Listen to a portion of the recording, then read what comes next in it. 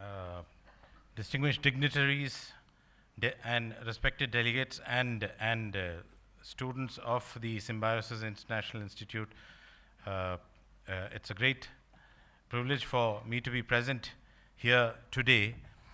I have come from the IRA Secretariat, which is based in Mauritius.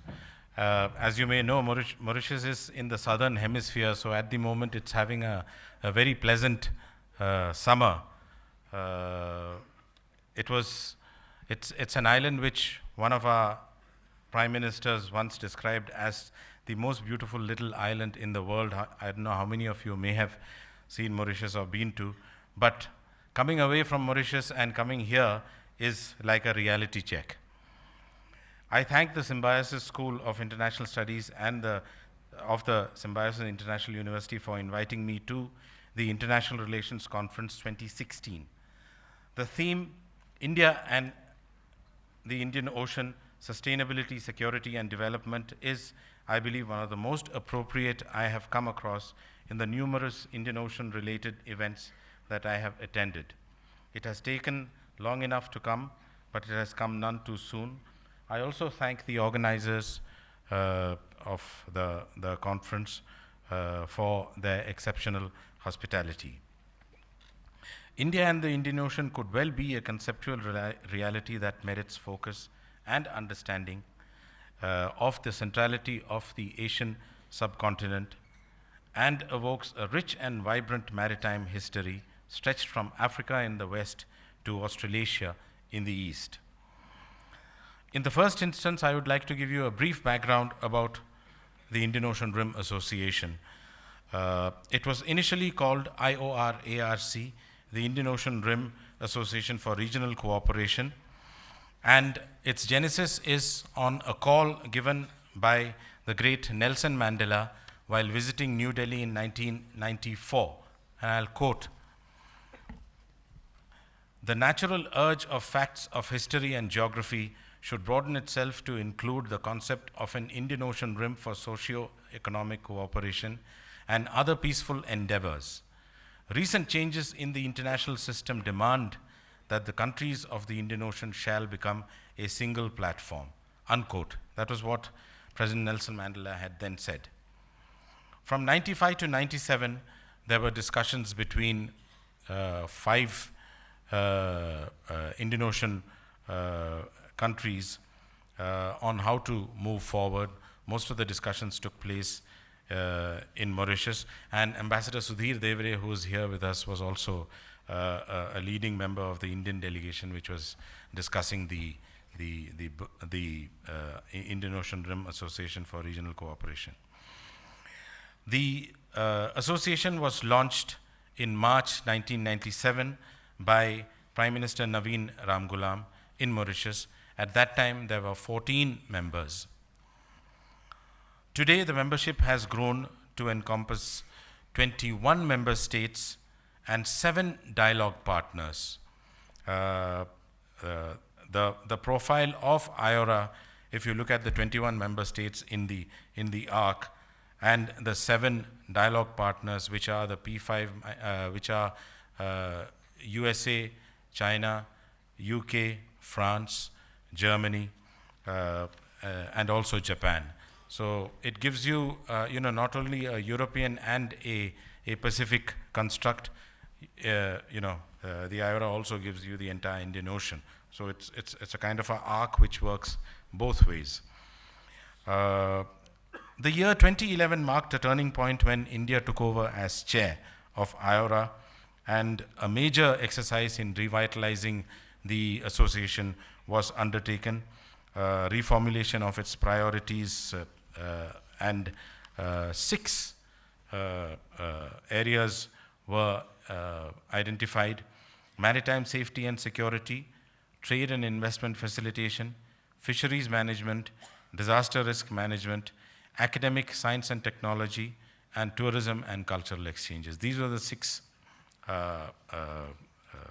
priority areas which were endorsed with India as the chair. The second key factor was in lining up behind India. The other three G20 member states, which are Australia, Indonesia, and South Africa, who took on the leadership roles. So when India became chair, Australia was the vice chair and would automatically become the chair. And then came Indonesia, which is actually the present chair. And the next chair, the vice chair now is South Africa, which will be the next chair. That is how it came. The involvement of the G4 Indian Ocean states is critical to expanding and deepening regional engagement. I would also like to make a special mention here of Australia's tenure as the IORA chair. We have in our midst Ambassador Peter Verghese, who's here, who's participating in the conference. And he participated in 4 Council of Ministers meetings of IORA, 2 as the High Commissioner of Australia to India, and 2 as the Foreign Secretary of Australia when Australia was chair. Very crucial because 2 very important initiatives came out of at that time. Initiatives of the Foreign Minister of Australia, Ms. Julie Bishop, which was the initiative on the blue economy and the initiative on women's economic empowerment. This was added to the other 6 priority areas. I thank Ambassador Verghese for his active role in 2013-2014, which was a defining period for IORA, and also for the IORA Secretariat, Ambassador, which Foreign Minister Bishop visited twice as chair. She came to our Secretariat. There were challenges before when the Indian Ocean states had engaged in brisk trade within the Western and Eastern Indian Ocean, becoming powerful seafaring empires on the basis of maritime trade. Use of the sophisticated use of the monsoon winds and the seasons led to the establishment of a vibrant Indian Ocean trade regime at that time, like nowhere else in the world. And there are challenges now too. The Indian Ocean rim today is home to over 2 billion people. The nature of the problems faced by a majority of the rim states, owing to the sharply divergent socio-political economic imbalances arising from poor infrastructure, meager resources, and weak governance systems, are factors that negatively impact the geo-economic situation in the region. IORA now has 7 LDC, least developed countries, member states, including Somalia, which became a member last year. A preliminary examination of the region shows that in the rim, very few countries have an integrated Indian Ocean policy. Therefore, what the IORA Secretariat has done is to try and have a better understanding of the member states, especially the developing and least developed countries, in order to ensure that we can mainstream them and try to bring them onto a common platform.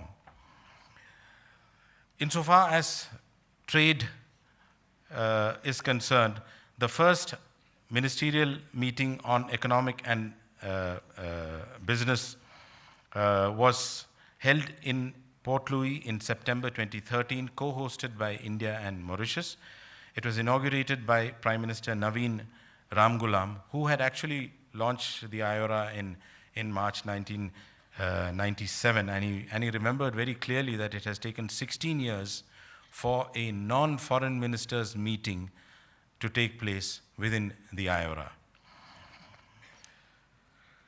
One of the main outcomes of that conference was a special session on the blue economy, which was co-chaired by the foreign ministers of Mauritius, Dr. Arvind Bulel, who we will get to see in the next session, and the foreign minister of Seychelles.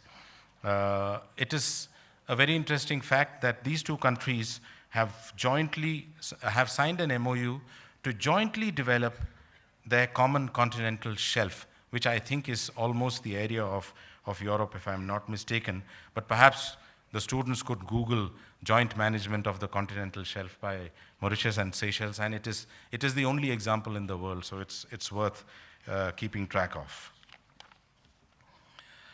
The blue economy was recognized as a priority, as I mentioned earlier, in the 14th IORA ministerial meeting in Perth.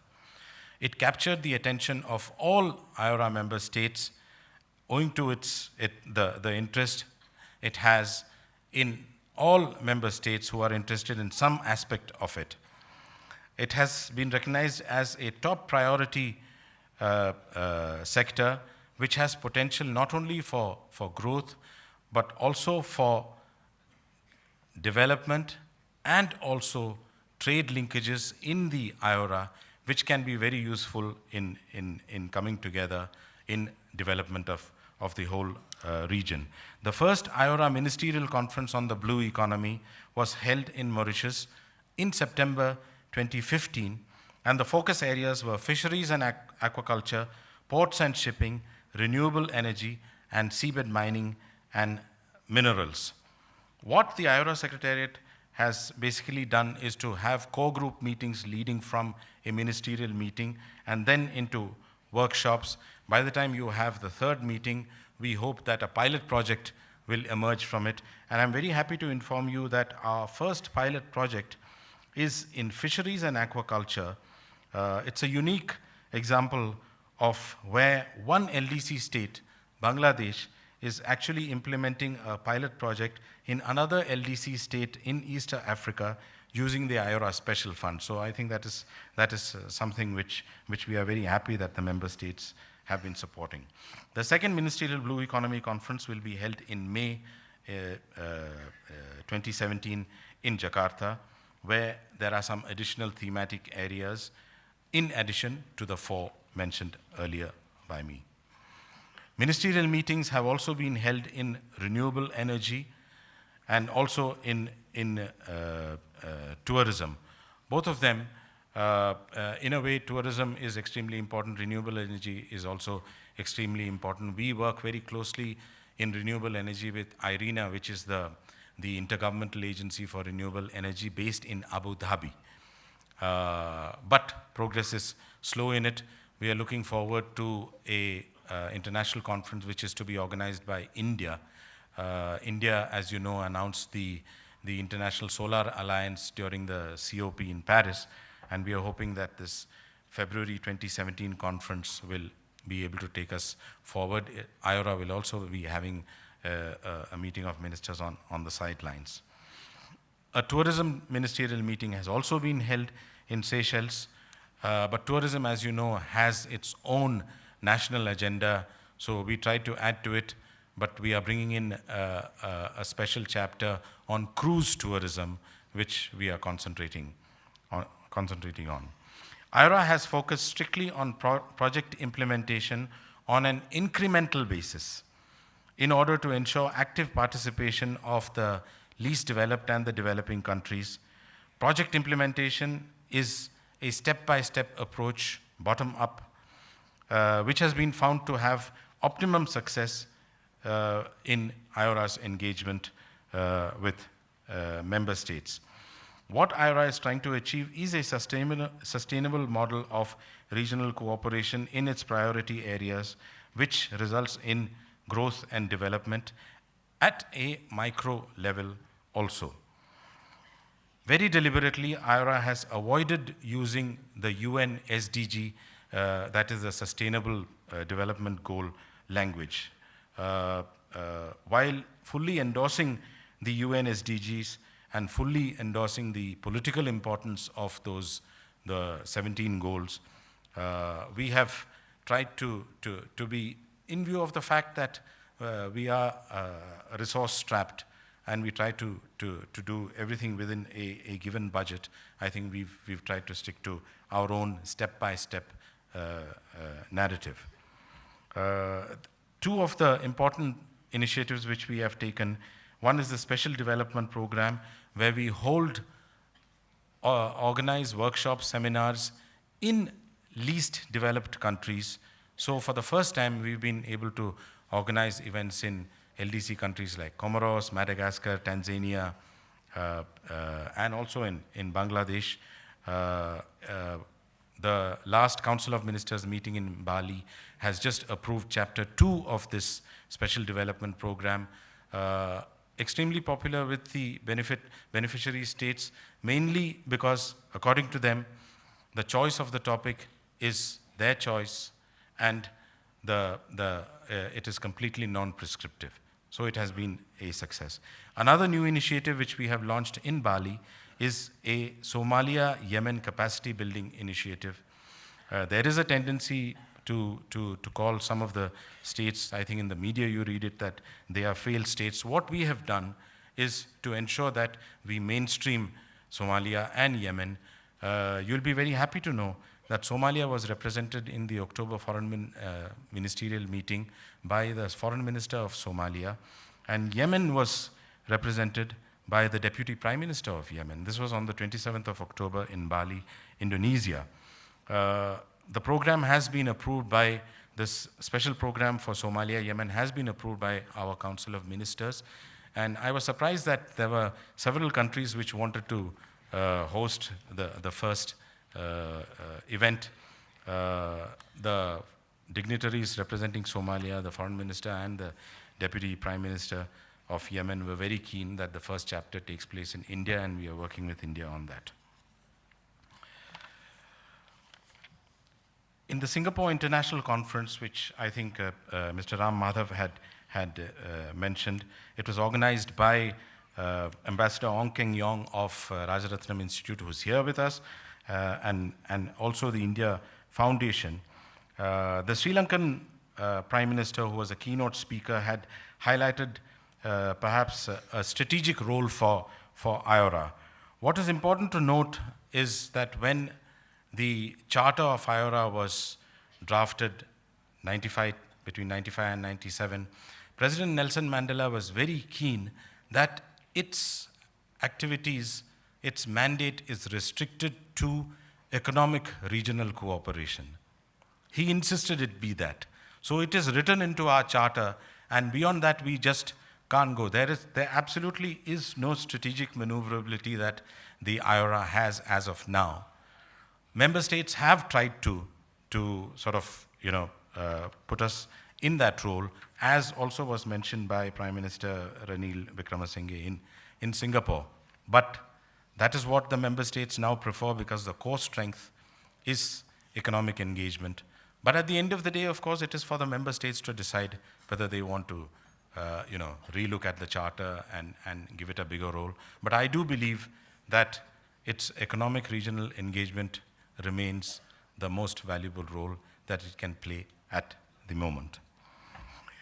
I would also like to mention here that a Blue Economy Core Group meeting was hosted in China, in Qingdao, on July 13th and 14th. You would all be aware of the South China Sea issue, which also was referred to earlier in the inaugural session.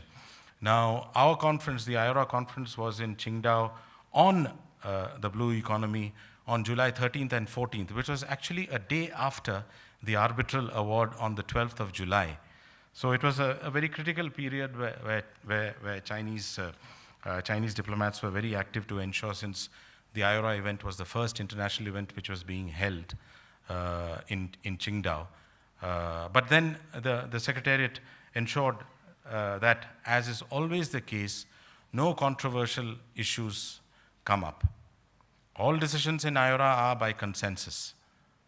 So no issue came up, though we were meeting and we had the presence of member states who do have issues with the South China Sea. There were member states or dialogue partner states, some of them who were present also, but we ensured that there was no issue. And I'm very happy that the conference went off very well, which will feed into the second ministerial Blue Economic Conference. When I mentioned about the mandate of IORA, I was recently invited to the G7 meeting on maritime security, which was held in Tokyo on the 8th of December. 5 of the IORA dialogue partners are G7 members. We've been taking part in that. I reminded the hosts and the member states who were present about that famous speech which the Honorable Prime Minister of Japan had given in the Indian Parliament in 2007 on the confluence of the two seas. Perhaps the students can Google confluence of the two seas and you'll get a very good speech delivered by the Japanese Prime Minister then in 2007 I'm talking about, he talked about the dynamic coupling of the Pacific and the Indian Ocean and called it the seas of freedom and prosperity. It's something which I think we need to remember even today. China is a dialogue partner, so IRA actually facilitates a forum where you have Japan, where you have the United States, you have the UK, you have France, who are all sitting at the same table. Even in the conference in Qingdao, the same thing happened. So it's a platform which can be used, and we have mechanisms where we get them all together to discuss. The Indian Ocean Dialogue is a mechanism where we discuss issues on maritime, where we discuss maritime issues. But it's a platform where you can discuss things and then try and see what can be carried forward. What I would like to add over here, which is to what Mr. Ram Madhav said, in deference to his presence here, I would say that I do not differ with him, but I would like to add to what he said.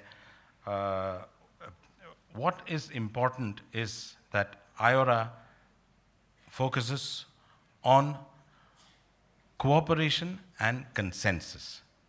I do believe that cooperation and consensus needs to be given a chance before you can think of competition and, conflictual situations or contrarian positions. And I think it is important that we try and collaborate, we try and cooperate, we try and get as much consensus as we can on common areas. There will be differences, that is a given. But if we can try and work together on the common areas, I think we'll be able to find the kind of synergy with even countries with whom there are issues. Our member states have issues, bilateral issues. UAE has an issue with Iran. It's a border issue that they have. But they sit together and work in maritime safety and security. The fact that we have, Yemen and Somalia also, which is, unfortunately, the situation there is not what it should be. It would have been different had things been normal. But I believe that them coming and meeting with other member states, which also includes countries which are involved in the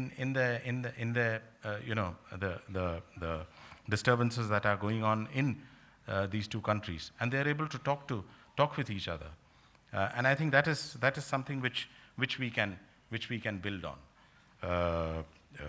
China is a very active dialogue partner, which I think since China was the focus in the after India in the inaugural session, it works very closely with us.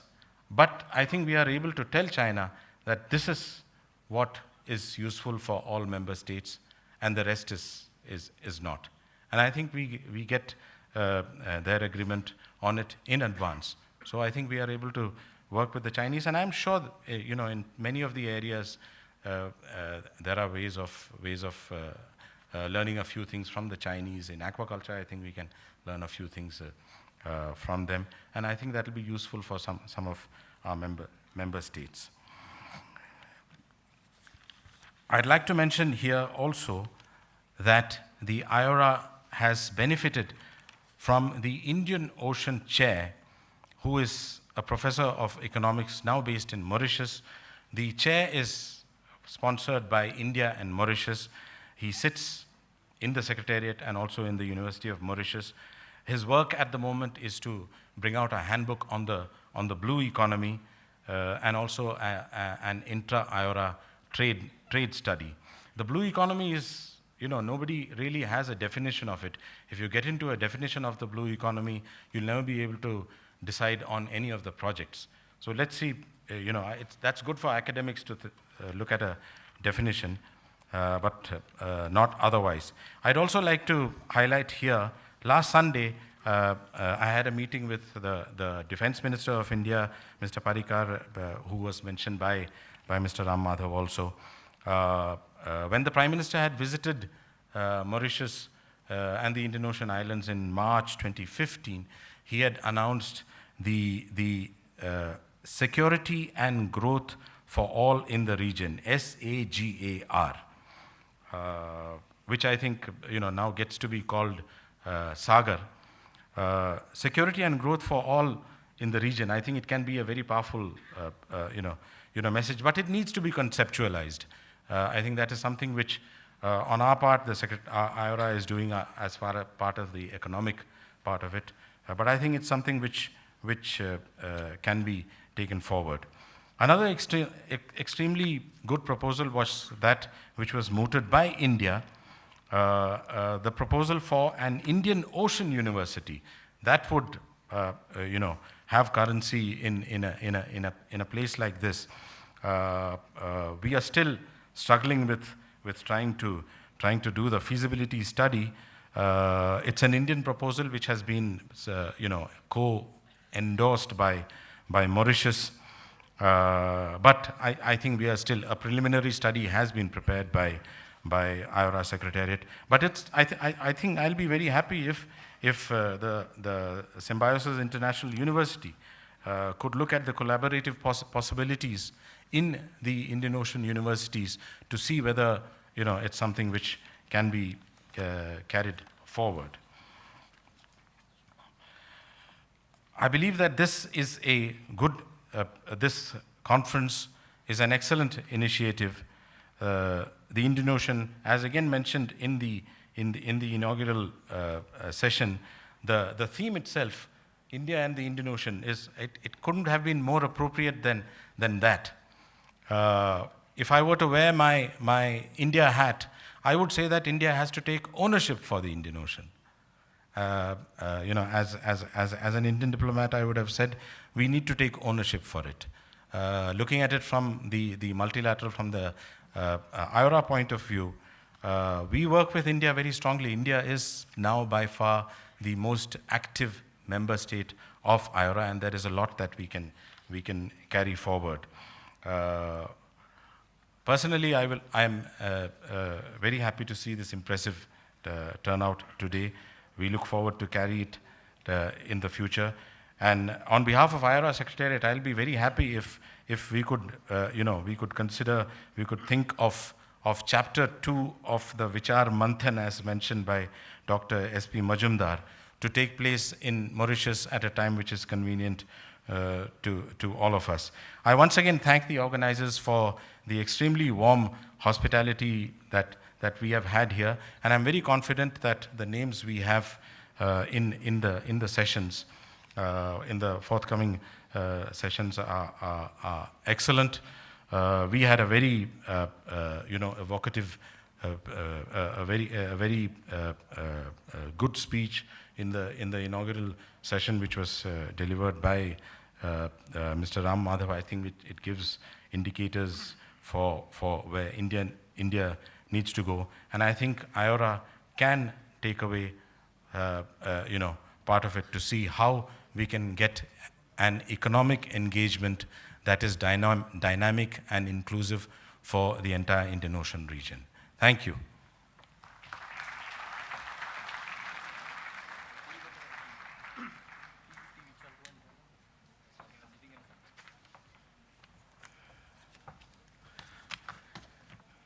I have truly been made to sing for my supper or lunch, as we can say.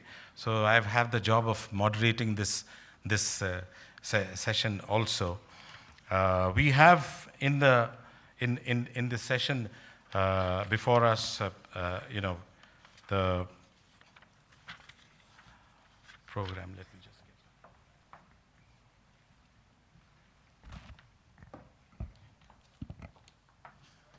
Thank you, Sanjay. We now have, we have three very distinguished speakers in session 1, which is on trade, investment, and economic growth. The first speaker is Dr. Sanjay Chaturvedi. Dr. Chaturvedi is Professor of Political Science at Punjab University, Chandigarh. He specializes in the theory and practices of geopolitics with special reference to polar regions and the Indian Ocean region. His current area of research is geopolitics of climate change. Dr. Chaturvedi is recipient of several visiting professorships and fellowships abroad, including Curtin University, Australia, and there is a long list of universities. He's extremely distinguished. I think I'll cut that. Perhaps this can be circulated separately. Dr. Chaturvedi is the founding vice chairman of the Indian Ocean Research Group, IORG, which has an observer status in the IORA, and we work very closely with him and his colleagues at the Secretariat in this.